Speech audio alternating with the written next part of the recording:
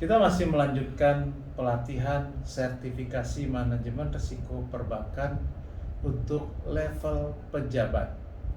Nah, kali ini kita akan masuk modul mengelola risiko operasional.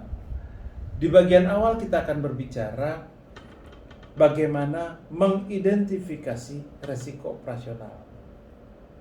Apa yang dimaksud dengan risiko operasional?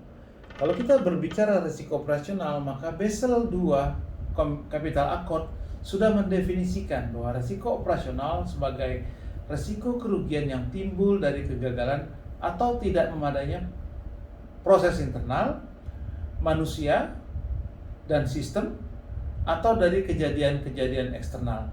Jadi sesuai definisinya kita melihat di sini bahwa ada 4 hal. Yang pertama tadi seperti saya katakan, proses internal. Apa itu proses internal? Proses internal itu berbicara tentang prosedur yang ada di bank kita, ya, sistem proses yang ada di bank kita. Kemudian manusia konon katanya adalah aset yang paling berharga bagi bank. Tapi ternyata manusia juga salah satu penyebab dari risiko operasional.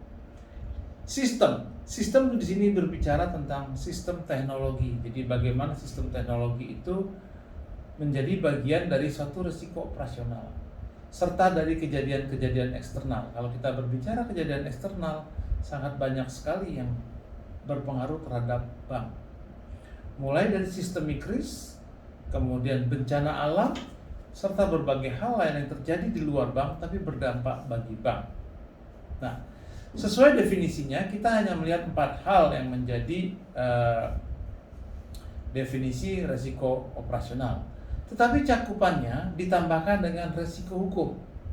Sehingga dari definisi dan cakupan yang secara lengkap, kita mengenal bahwa risiko operasional dapat dikategorikan menjadi 5 hal, yaitu risiko proses internal, risiko manusianya, risiko sistem teknologinya, resiko kejadian eksternalnya, dan resiko hukum. Nah, 5 hal tersebut yang menjadi kategori dari resiko operasional. Jadi dari 5 hal tersebut kita bisa mengidentifikasi. Jika terjadi suatu resiko operasional, kita bisa identifikasi kategori mana resiko operasional itu termasuk. Nah, kembali kita ke resiko operasional. Begitu kita bicara resiko operasional, ini menyangkut kejadian kerugian yang tersebar di dalam kejadian-kejadian yang jarang terjadi sampai dengan kejadian yang sangat sering terjadi, mulai dari kejadian-kejadian yang dampaknya rendah sampai dengan kejadian yang dampaknya tinggi. Jadi kalau kita bicara risiko operasional, di dalam risiko operasional ada 2 faktor utama yang menjadi kendala dalam risiko operasional, yaitu faktor yang kita kaitkan dengan frekuensi, dan faktor yang kedua adalah berkaitan dengan dampak atau impact. Nah, kejadian risiko operasional menyebar mulai dari kejadian risiko operasional yang frekuensinya rendah dan dampaknya rendah, kemudian kejadian risiko operasional yang frekuensinya tinggi, dampaknya rendah, kemudian kejadian risiko operasional yang frekuensi rendah tapi dampaknya tinggi, dan kejadian risiko operasional yang frekuensinya tinggi serta dampaknya tinggi.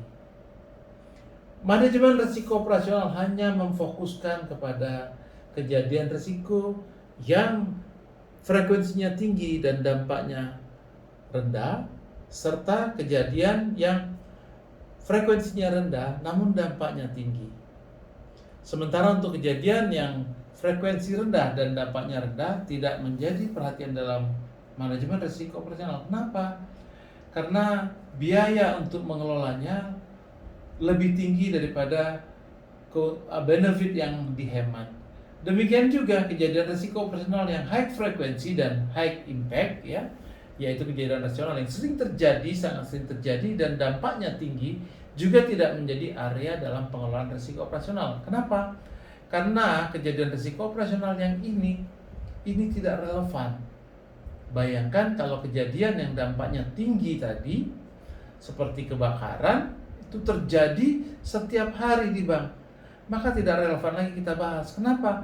Karena banknya sudah bangkrut karena kejadian risiko operasional yang high frekuensi high impact ini. Nah, berbicara tadi kejadian risiko operasional ya, kejadian risiko operasional yang menjadi perhatian kita adalah kelompok yang high frequency, low impact, dan low frequency, high impact. Kejadian risiko operasional di sana bisa kita kelompokkan, ada kejadian risiko operasional yang merupakan expected loss atau kejadian atau kerugian yang ditimbulkan oleh risiko operasional tersebut sifatnya sudah biasa, bisa kita prediksikan. Nah, expected loss atau kerugian yang bisa diperkirakan biasanya terjadi di area high frequency, low impact. Jadi kejadian-kejadian ini sudah bisa diprediksi oleh bank. Sudah bisa kita perkirakan bakal terjadi. Sudah bisa kita perkirakan berapa kira-kira biaya yang harus kita cadangkan supaya kejadian risiko operasional ini bisa kita cover. Namun demikian, ada juga kejadian risiko operasional yang kerugiannya dikatakan unexpected loss atau kerugian yang tidak bisa diperkirakan. Nah, kejadian risiko operasional yang masuk kelompok unexpected loss, kerugiannya tidak bisa kita perkirakan. Dan kejadian-kejadian yang terjadi di sini bukan kejadian yang rutin terjadi di bank, artinya bukan kejadian normal. Biasanya kejadian risiko operasional ini adalah kelompok kejadian yang ada di kelompok low frequency, high impact, atau kejadiannya jarang terjadi tetapi dampaknya tinggi. Nah, itu kejadian risiko operasional. Bagaimana kalau kita berbicara risiko operasional? Identifikasi sudah kita bicarakan. Bagaimana dengan pengukurannya?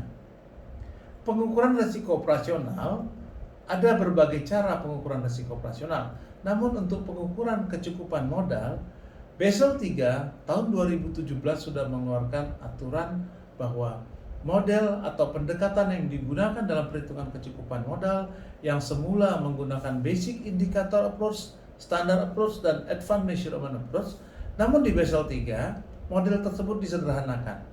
Jadi di dalam Basel III kita hanya mengenal satu model atau pendekatan, yaitu standard approach. Di mana di dalam pendekatan standard approach yang baru ini, perhitungan kecukupan modal cukup rumit. Jadi pendekatan ini sudah menggabungkan antara pendekatan standar yang lama di dalam Basel II dengan pendekatan advanced measurement approach yang ada di Basel II. Gabungan dari kedua pendekatan tersebut kita kenal di Basel III sebagai pendekatan standar.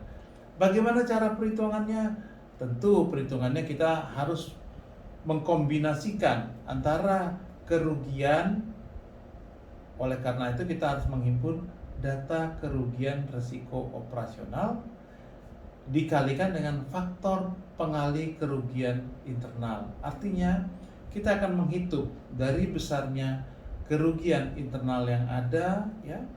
Jadi kita hitung data kerugian risiko operasional ini selama 10 tahun ke belakang. Dari data 10 tahun inilah kita akan mengelompokkan bank tadi, ya, ke dalam beberapa kelompok. Nah, pengelompokan ini akan menentukan besarnya, ya, besarnya angka yang kita jadikan penentu atau penetapan seberapa besar faktor pengali kerugian internal yang kita akan gunakan. Tentunya akan melihat dari pendapatan bank selama 3 tahun terakhir. Nah, ya, jadi dengan demikian kita bisa menghitung pendekatan standar di dalam Basel III. Jadi di Basel III kita hanya mengenal satu pendekatan di dalam pengukuran risiko operasional dalam konteks perhitungan kecukupan modal minimum. Namun pengukuran risiko operasional yang lain seperti kalau kita bicara key risk indicator, kemudian kita berbicara lagi tentang risk control and self assessment, kita berbicara tentang loss event database, pengukuran lain juga masih diperkenankan, tapi sifatnya untuk pengelolaan risiko operasional. Untuk kecukupan modal kita cuma mengenal satu pendekatan, yaitu pendekatan standardized approach. Nah, modal minimum risiko operasional dengan pendekatan standardized approach adalah komponen indikator bisnis KIB dikali dengan faktor pengali kerugian internal, ya. di mana kalau kita berbicara tentang komponen indikator bisnis, kita ambil dari data laporan keuangan bank dalam periode 3 tahun berjalan yang kita hitung secara rata-rata. Kemudian faktor pengalih kerugian internal kita peroleh dari database kerugian operasional yang kita kumpulkan selama 10 tahun, ya, 10 tahun ke belakang. Memang pada implementasi awal kita diperkenankan untuk menggunakan data 5 tahun saja.